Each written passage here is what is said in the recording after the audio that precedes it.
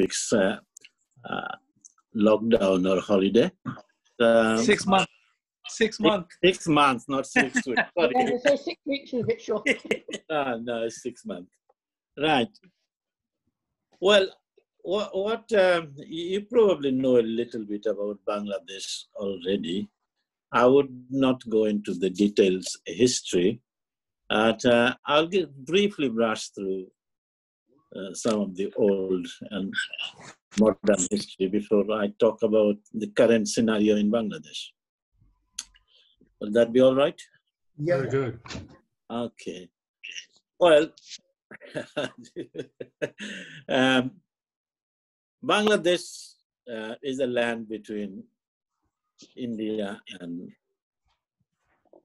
Myanmar. It is to be called Burma. This land has been known to exist at least 3,000 years ago because the land has been mentioned in Mahabharata as Bongodesh. During the Mauryan dynasty, there is also mention of Bongodesh. Name Bongo seems to come from name of one of the son of Maurya king Ashoka. When he inherited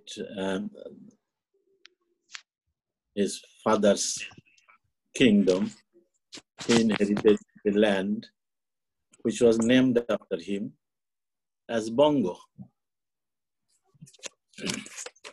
It remained as Bongo until the Muslims took over in 1204. The Muslim, because of the Arabic language, are putting an al as a prefix to names, so it became Al Bongo.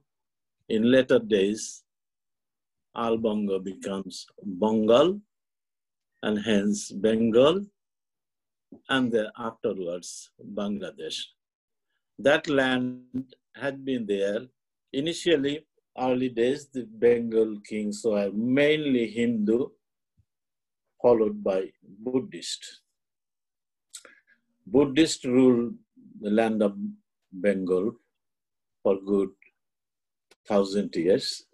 In fact, most of the archaeological digs in Bangladesh unearthed Buddhist civilization. There are big remains in Bangladesh, which we claim to be the biggest Buddha vihars in the south of Himalayas. Once the Muslim took over Bengal, they took it over from Sen dynasty in 1204, and until the British took over, the Bengal more or less was ruled by the various Afghan warlords.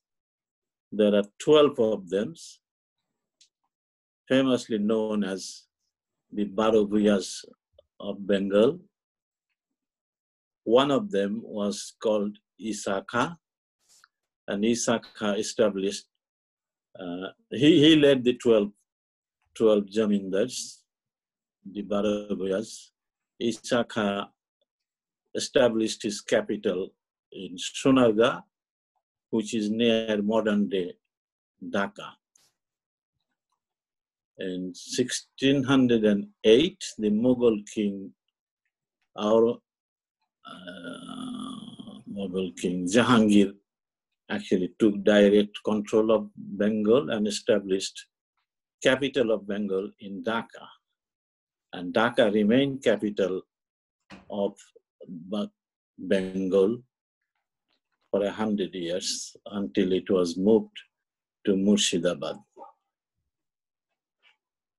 Bengal, the capital Dhaka, was renowned. You probably heard of the very fine clothes they used to manufacture called muslin.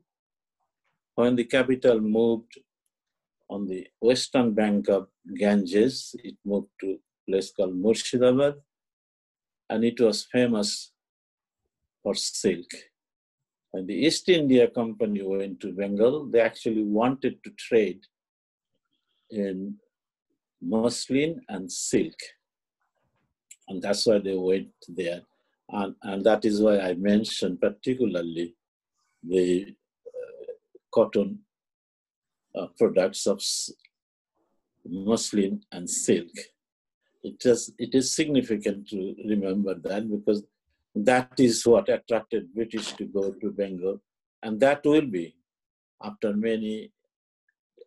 300 years in modern day Bangladesh, the economy has revived on the back of the clothing industry, the garment industry.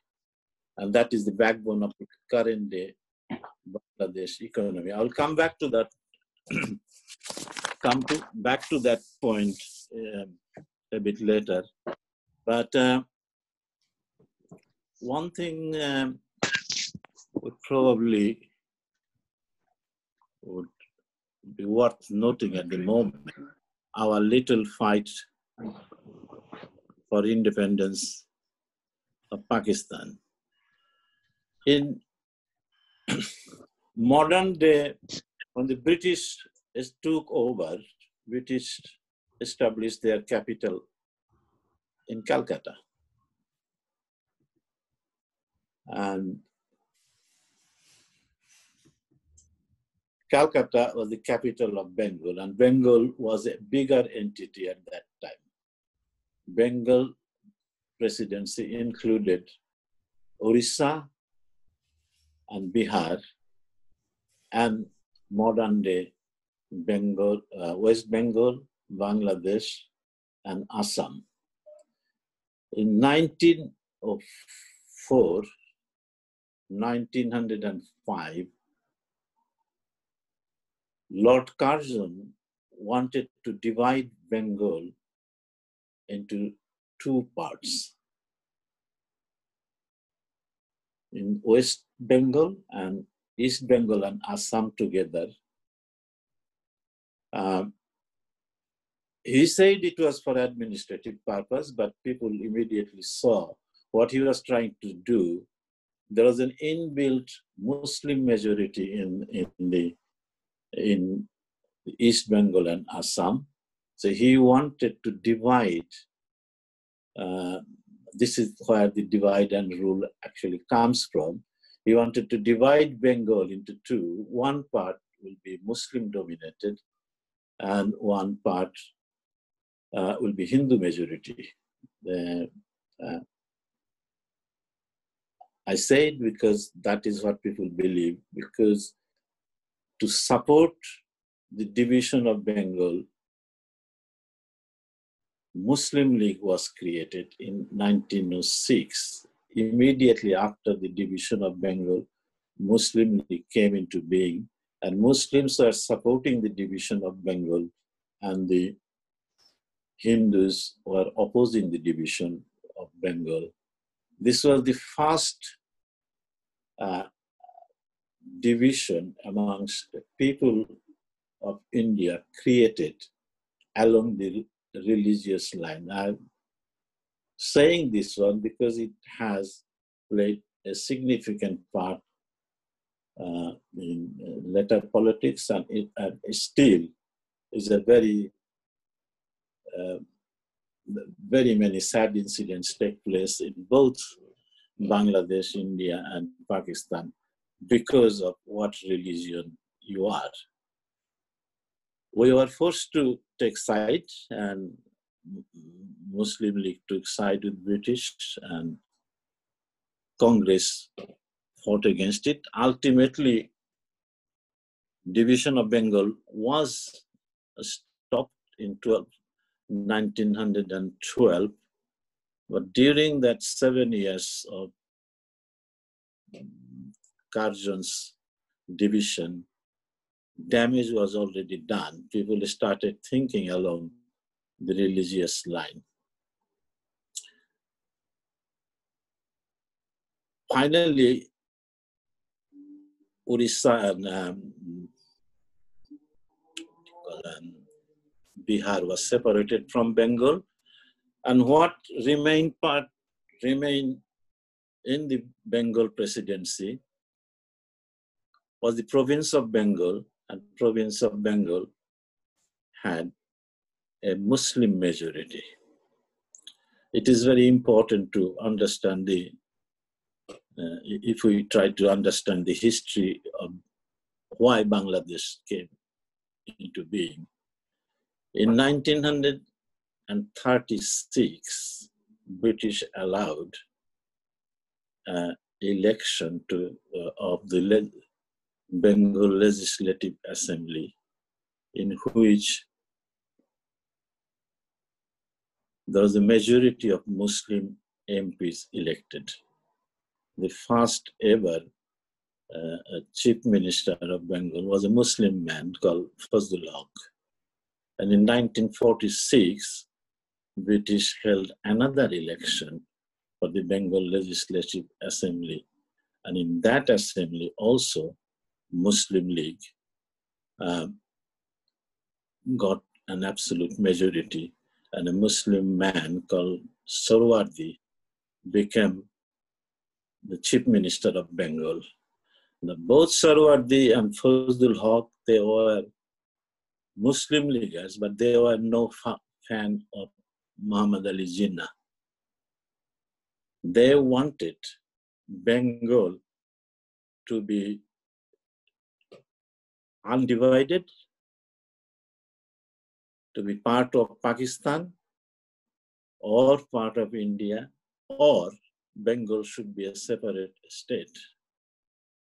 But the Muslim League did not like it.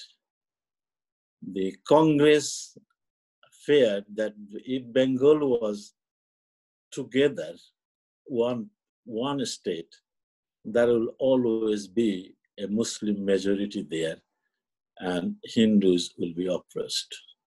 So the Congress opposed it. Under the circumstances, despite the Bengali leaders asking for an undivided Bengal, Bengal was divided. The Muslim majority part went to Pakistan, and the Hindu majority part went to India. There are two types of Muslim leaguers in East Bengal.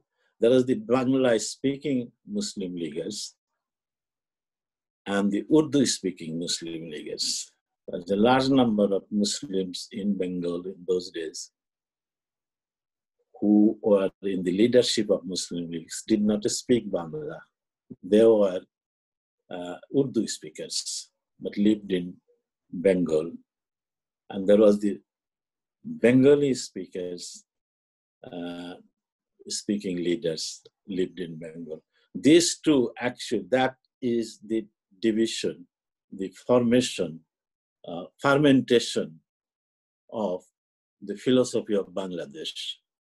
Because immediately after Pakistan was independent, they wanted to abolish Bangla as a language. And the first ever fight against the Muslim League government in Bengal was the fight of Bengali-speaking Muslim leaguers against the Urdu-speaking Muslim leaguers. In 1952, there was a big political movement in East Bengal, which was known as East Pakistan at the time, in which army and police fired on the Dhaka University students and killed 5 students. And that became a very big event for the Bengalis to remember that our students, which were very dear to Bengali parents, our university students were killed because they wanted Bangla to be a state language of Pakistan. 1954, there was an election in East Pakistan in which the Muslim League was heavily defeated, almost annihilated from Bengal. Out of 300 seats, the Muslim League only managed to get about 25, and the rest of the seats were won by people who initially used to be Muslim League, but they rebelled against Muslim League and formed what was at that time called Awami Muslim League. This Awami Muslim League in turn became Awami League, and they became the vanguard of fight for the equal share of Pakistani state for the Bengalis.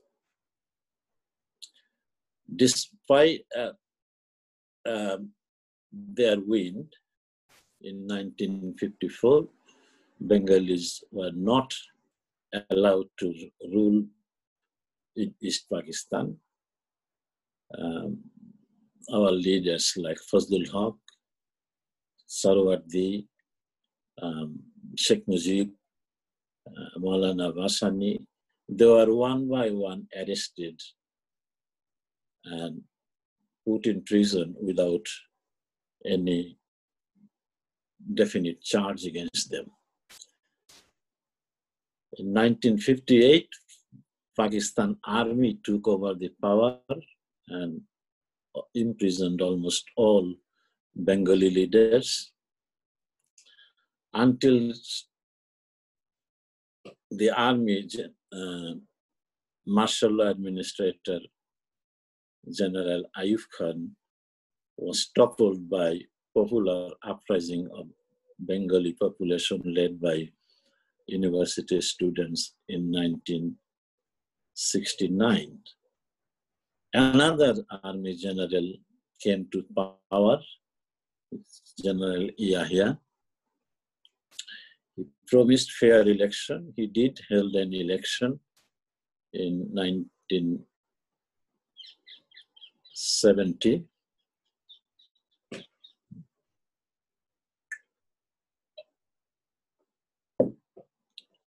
And this time, Awami League won an absolute majority. There was 300-seat assembly, and Awami League won 161 seats. Yet, the general refused to hand over power to Awami League.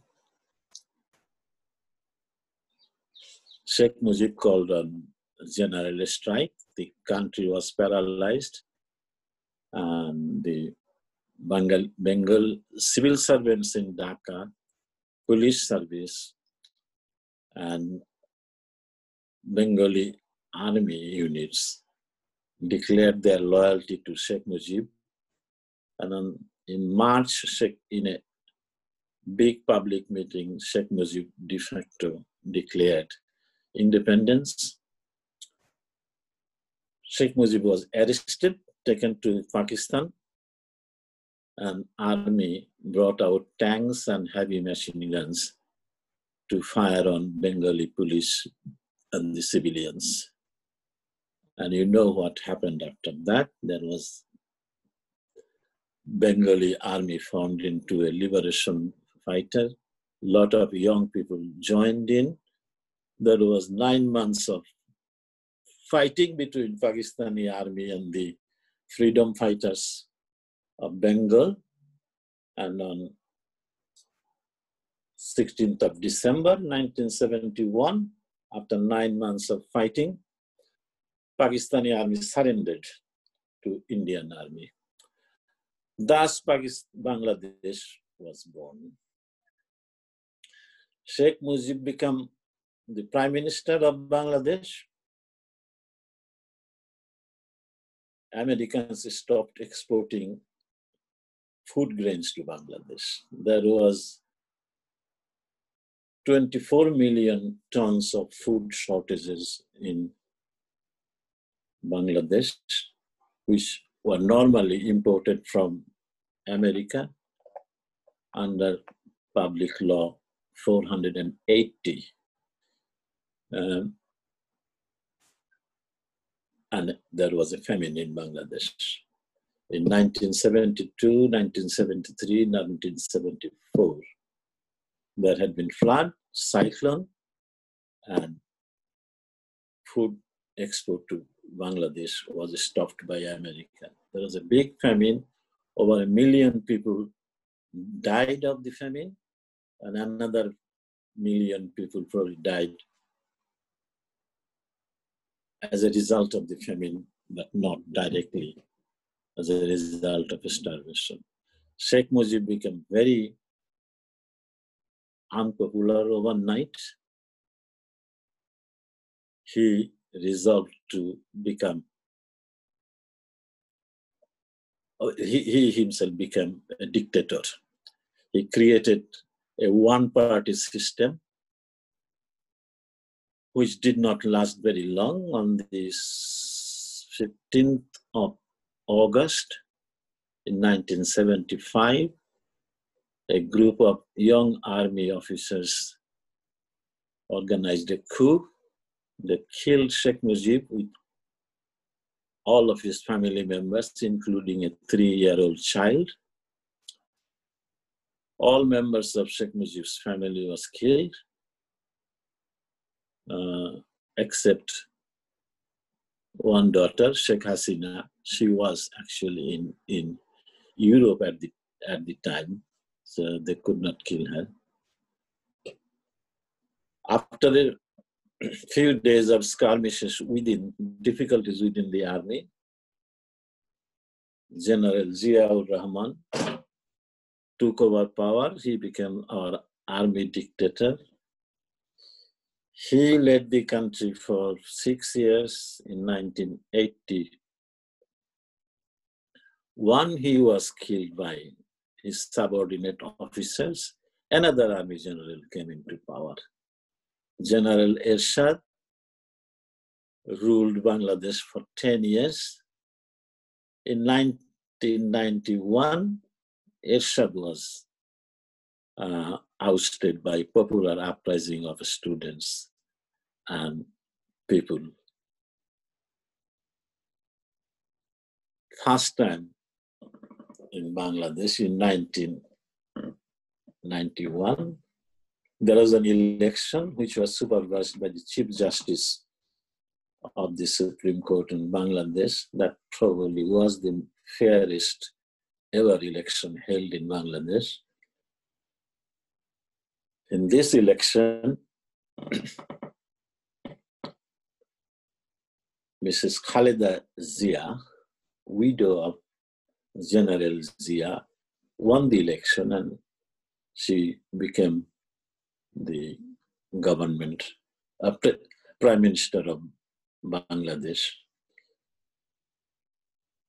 And Sheikh Hasina, the daughter of Sheikh Mujib, became the leader of opposition. And you hear this called the Battle of Begums. The two Begums ruled Bangladesh for last 29 years. That is in between gaps of a few years. So we have been ruled by two ladies, Sheikh Hasina and Khaleda Zia in turn for the last 29 years. I say that because it is, in my eyes, I see there have been a significant difference between the circumstances women in Bangladesh and compare that with circumstances in India and in Pakistan. Although these two ladies are surrounded by a large number of men. So how much they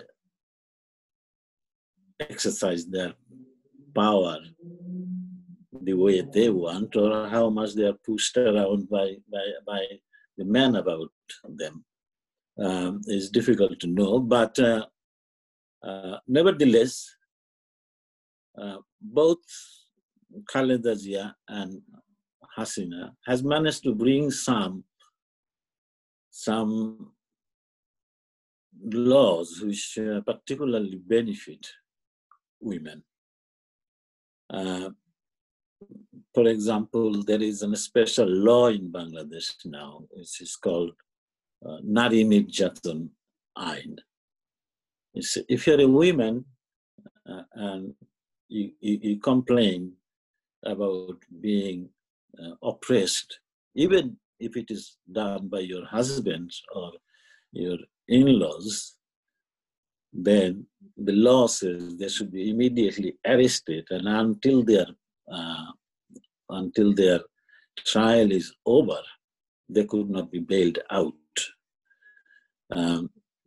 There are misuse of any law, but this is one law. And to implement that law, there are types of semi-autonomous law centers has been opened up in many places, especially in big cities. You have in same style as the British law centers. It's mainly funded by government and NGOs, but they're normally specialized in that particular law to safeguard the safety and security of women. There's also a law which says that certain percentage of civil servant job and public service job should be allocated to women. And that has benefited tremendously, because now, you have to see it is a Muslim country, and Muslim women are not supposed to go out. But if you go into an office in Bangladesh nowadays, you can see a large number of women working in the office. There are higher ranking civil servants. Also, they recruit women in army and police services. Banks, a lot of banks are a nationalized bank, also employ a large number of women. Women's education has been made free from the age primary school up to your GCSE O level. If you're a woman, you go to school and you don't have to pay any tuition fee. And not only that, you also receive a stipend from the government for going to school. It is not a lot of money, but it's about 300 rupees per month you are paid for going to school. And that has increased the literacy rate amongst women tremendously. At the moment, literacy rate in Bangladesh is 73%, but amongst the younger generation, under 16, it's probably about 90%. And amongst women, the proportion of literacy amongst under 16 is probably 95 or 96%, because nowadays, if you send your daughters to school, each of the daughters will be getting 300 rupees per month as a stipend. So parents are encouraged to send their daughter to school, up to secondary level. And once that finish that, when you go to college, in the higher secondary and degree level, also there are special scholarship given to women only, which is not available to male students, which also benefits women.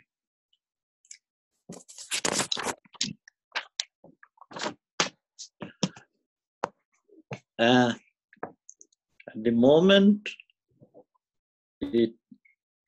politically, Bangladesh claims to be a democratic country, but they got a different concept of democracy.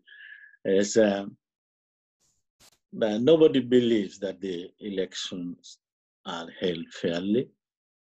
The people who are in government, they always seems to win the election, and they win by substantial majority.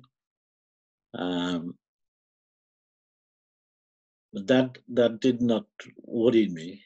What worries me now is I actually read. I've seen it with my eyes. That I also read it. There are 300 MPs in Bangladesh, and in the last so-called election, Awami League got 259 seats, and BNP, Bangladesh National Party under Begum Zia, won about 30 seats, and some other parties won some other seats. But irrespective of which party you are MP from, you are very rich. All Bangladesh, most Bangladeshi MPs are at least millionaires, and some of them are billionaires. The politics in Bangladesh is no longer a business of poor people. It has been taken over by the rich, financially rich people, not even intellectually rich. They are just rich, and their money is not earned fairly. It is all corruptly earned money. It's Bangladesh, which is economy now, the two main contributor to Bangladesh economic development are the export of people. It is estimated that about 1 million people, million Bengali, lives abroad, work abroad, and send $24 billion as remittance to Bangladesh. And the second biggest, the most income is earned through the garment industry, which the estimate is an industry of $34 billion. Our MPs and government officials take a cut from all of it, and that is their income. They don't produce anything. They just take your money and become rich. Nevertheless, some money arrives there. And I got some little statistics here to say how Bangladesh compared to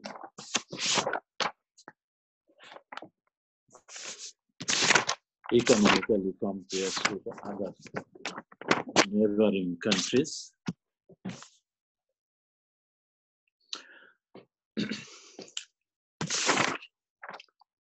The per capita income of Bangladesh is currently $1,900 per person.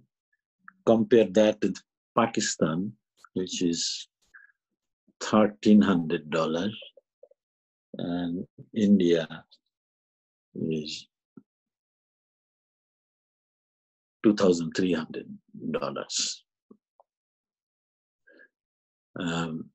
So obviously, Bangladesh has made better progress in last 50 years than Pakistan has done. In terms of gross national product, it is obviously India has got the biggest, over $2,000 billion, and Bangladesh's GDP is $831 billion compared to Pakistan, which is $314 billion. Economic growth rate in Bangladesh currently is estimated 6.6%, whereas in India it is 4.2%, and in Pakistan it's 3.3%.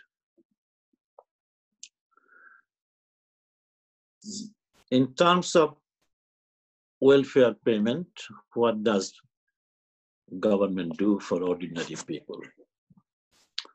It pays 10,000 taka or 100 pound per month to about 250,000 people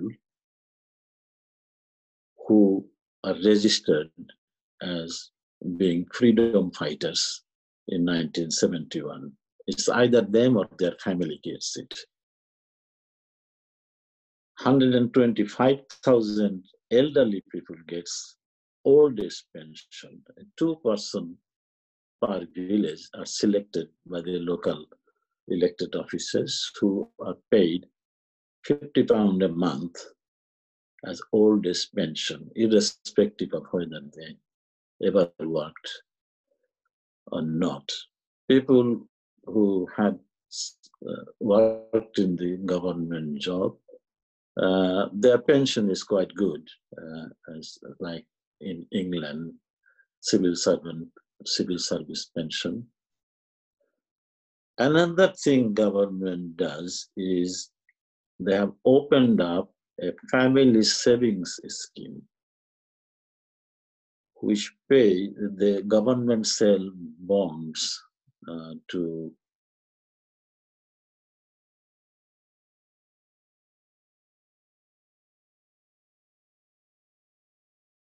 families bond.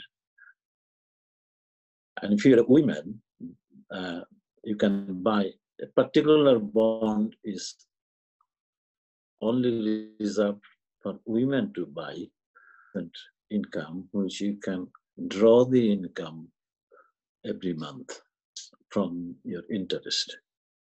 And if you're a man wanting to buy this bond, you are paid 8% interest, because government deliberately sees women, money is saved in women's hand than men's hand. That benefits family and especially women.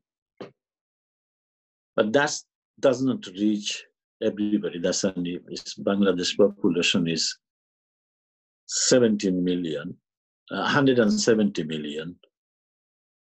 So that amount of money paid to selected group of people doesn't go very far. And to get your income, get your substantial pension income, you have had worked, and there is not many people who actually had worked in public service. Large number of people are privately employed. And that is why garment industry has made a huge contribution, not to the national income of Bangladesh, but also 95% of the people who works in the garment industry are actually women. Currently, it is estimated that over 4 million people are employed in garment industry, but 95% of them are women, mainly young women. But they are paid about £100 a month. But this is for the first time there are households where both men and women are actually working and put their money together. It's not a very rich living, but people can survive on 2 incomes in Dhaka.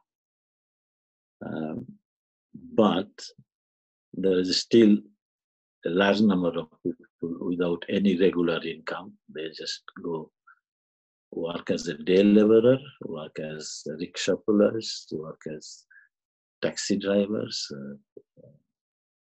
auto rickshaw drivers, and they are very insecure in their family finances.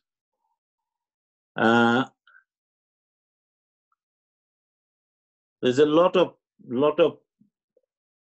building works. If you go to Bangladesh now, there is never-ending building works going on. You probably know in Indian cities as well.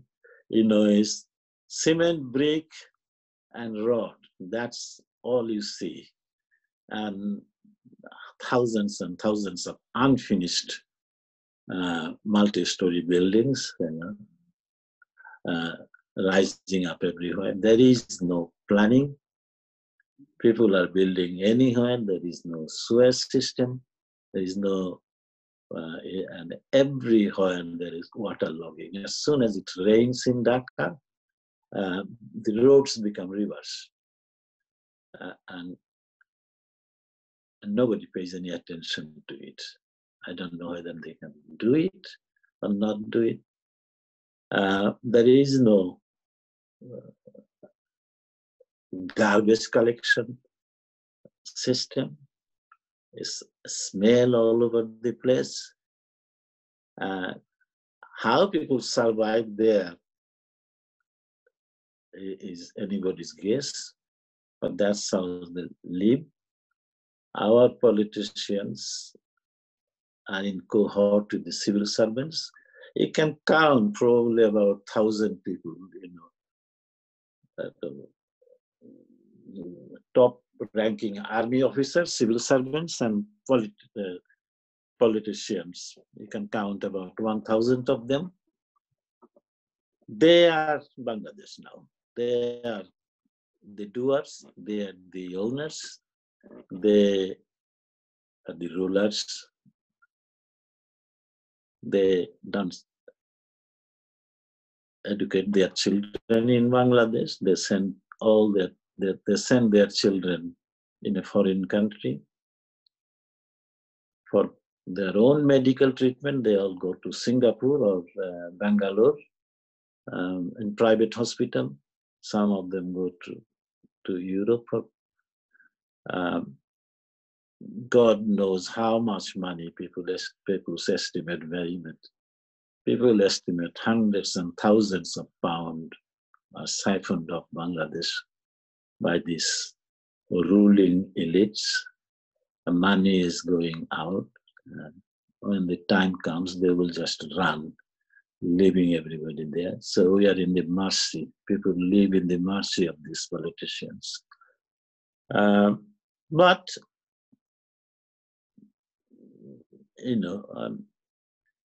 things are slightly better. There are countries now self-sufficient in food. There is no food poverty. People have enough to eat.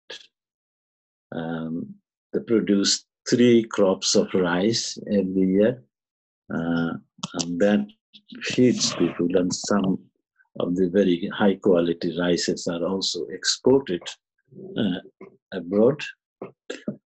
There's plenty of fish. Fish farming is all over. It's a waterlogged country, lots of water around. So price of fish probably has comparatively gone down compared to what it used to be 20 years ago. There is lots of meat. Livestock production has gone up. People have work. As I say, there is lots of work in construction industry, lots of work in transport industry. People who wants to work can find work and earn some money. So people looks better, healthier. You don't see this picture you used to see, hungry skeletons all over the streets. You don't see that scene anymore. People's height has gone up, people's weight has gone up, people look healthier, people look happier. And to live in Bangladesh for thousands of years, people are used to poverty, famine, bad health,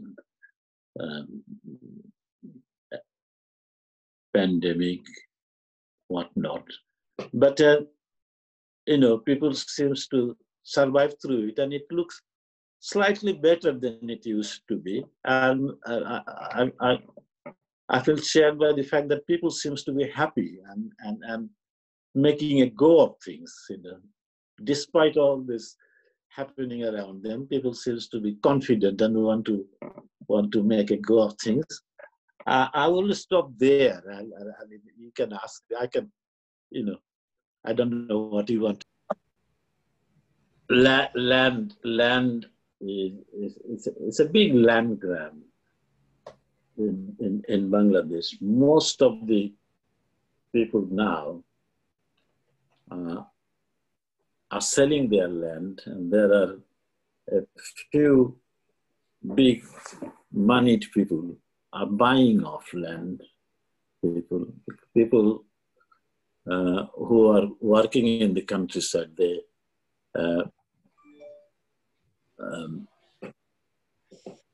most of them do not work in their own land. The ownership of land has been changing over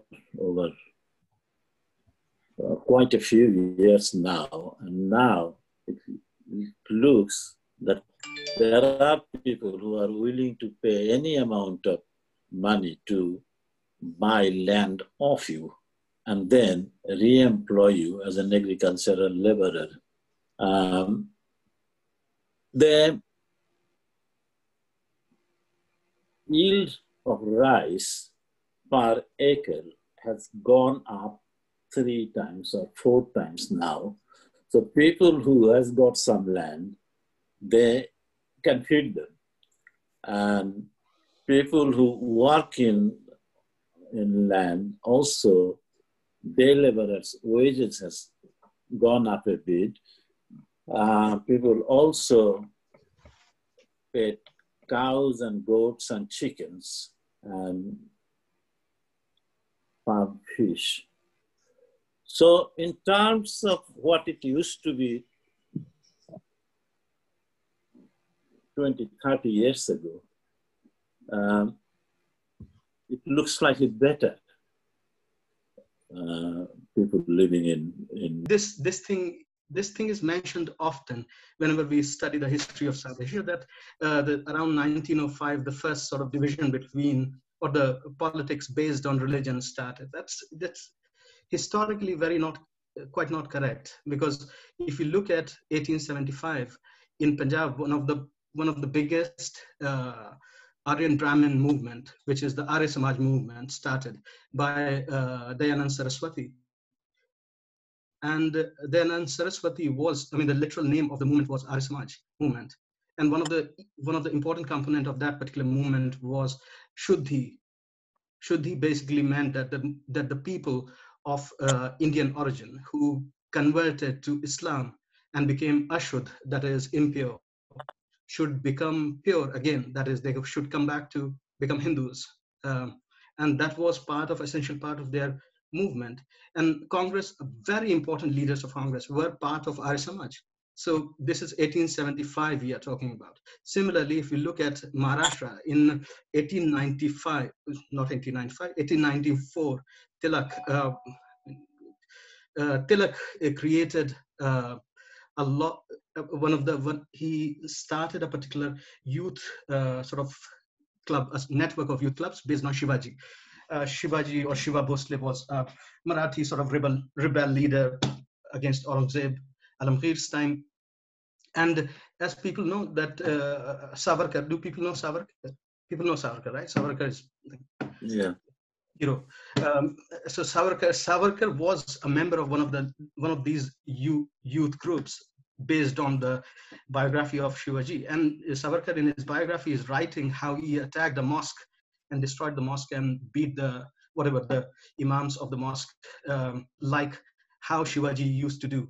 So, and Tilak was one of the key leaders, not only the Marathi Congress leader, but he was a national Congress leader.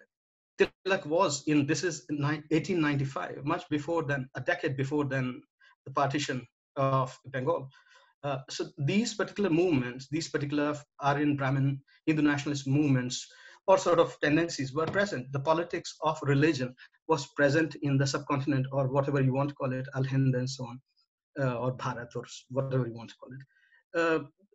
Similarly, when we look at Jinnah or All India Muslim League around 1947, Sohrawardy with Sarad Bose. Sarad Bose was brother of Subhash Chandra Bose, and he was a leader of Congress.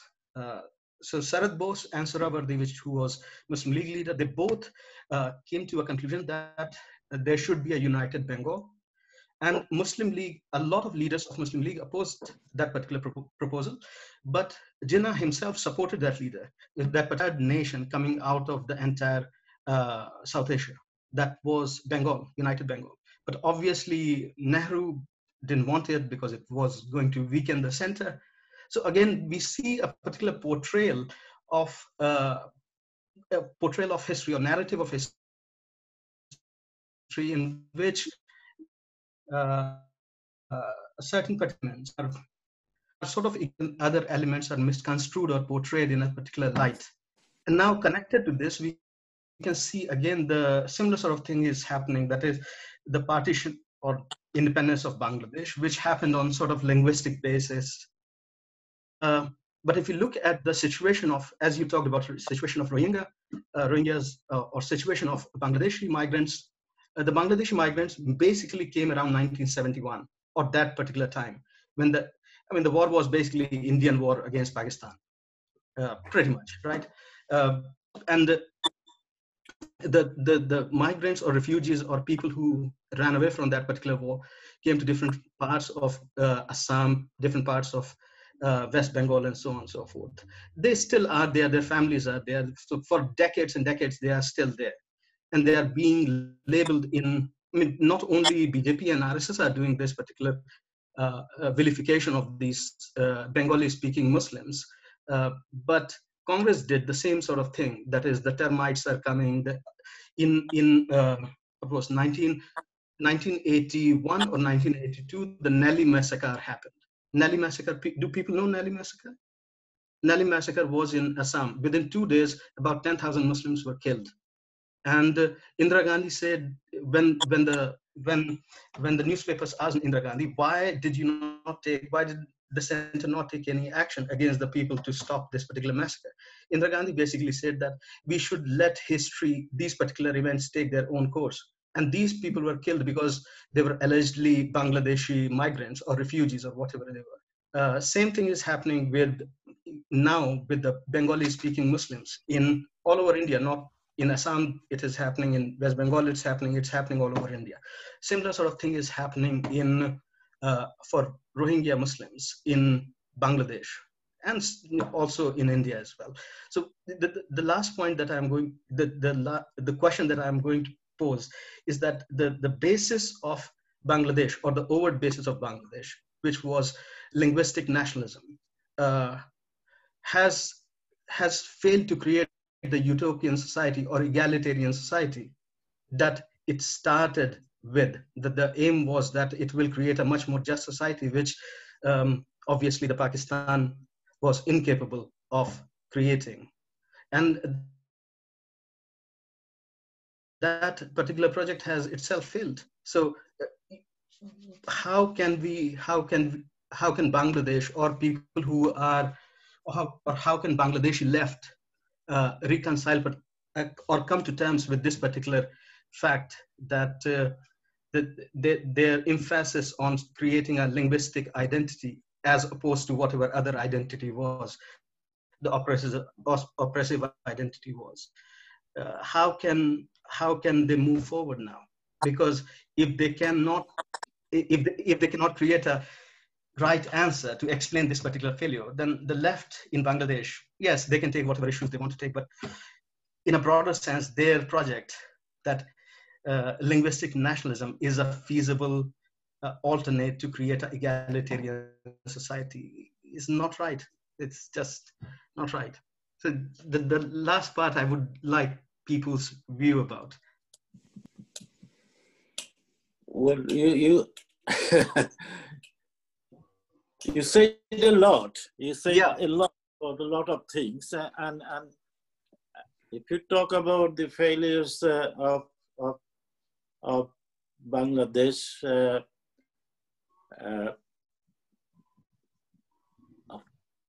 not in that sense, who has been successful? I mean, talk about India, Pakistan, or any colonial countries which has fought against the British colonial rule, could be termed as a failure. So what do you go back to? We go back to British?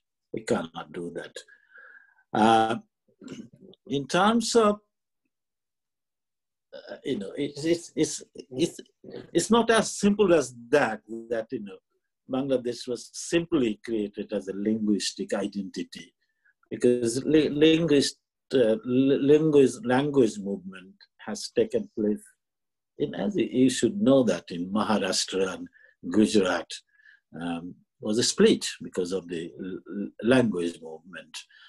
So it was not unique in Bangladesh. It was one of the things. There had been political corruption, disparity, oppression, army rule, dictatorship. A lot of things has come together to. What I was talking about in 1905 is what part British had initiated in formation of Bangladesh. Because 1905 partition, if you look at the boundary created by Lord Curzon for the East Bengal, that is the boundary of Bangladesh now. And that was initiated by the ruling government, and that has an impact on both Muslim and Hindu psychic of our country, both in West Bengal and East Bengal. That's why I refer to that. Many things that says is subject to discussion. I would not agree to everything you said, and I don't think you're going to agree to my interpretation either. Is the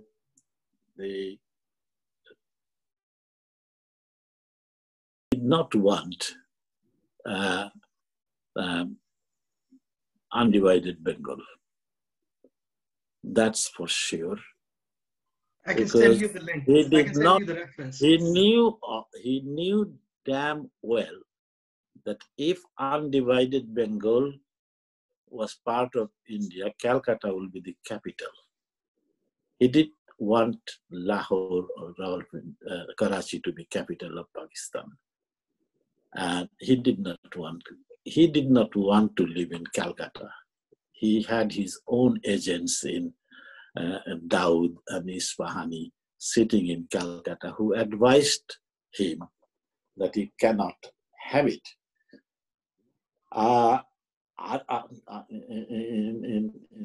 Of course, you can send me some proof that he agreed. I can send you quite a lot of proof that he did not agree. That's the historians for you who decide to write what. But the fact is, Sarowardi, as a chief minister of Bengal, and Fazlul Haq, as a past chief minister of Bengal, wanted undivided Bengal. And Sharad Bose agreed to that. Rest of the Congress did not. Rest of the Congress did not. Neither did the rest of the Muslim League. So both of them become anti-hero. Sarowardi and Fazlul Haq died very unhappy politicians in Pakistan. But that unhappiness, that betrayal by Muslim League and Congress contributed to create an independent Bangladesh, because a lot of people are under the impression that no sooner Bangladesh became independent, helped by the Indian army, but Bangladesh will be part of India. And that was the popular wisdom in India and in Pakistan. It did not happen because people had not forgotten the betrayal they suffered from the Muslim League and also from the Congress hierarchy. And that made Bangladesh to remain as an independent country rather than become part of India. So our fight is really for real liberation, economic liberation, liberation from the, Wow. Nowadays probably British and American prime ministers and presidents exert more influence on our leaders than they could do when they are actually ruling our country. When the British were ruling our country, we used to go to demonstrate against Mr. Churchill. But, our leaders now fall over each other to please Mr. Trump, please Boris Johnson. Our leaders have become more submissive to the Western way of life, Western philosophy, but for their own benefit only, not for the benefit of our people. National liberation was never meant to be the whole of the solution. It was one step, first step. It was a necessary step. We had to get rid of the colonialist. Now, we have done that. Last century, if you divide age by century, there were times for slavery, there were times of colonialism. We have gotten rid of it, but our goal has not been achieved. It remains a fight. It remains a fight for the actual economic and political liberation of our country. But somebody said it, we cannot avoid it. The globalization is such that not Bangladesh, not India, not Pakistan, will be able to. Sir, on their, sir, do you think? yeah. Sir, do you think that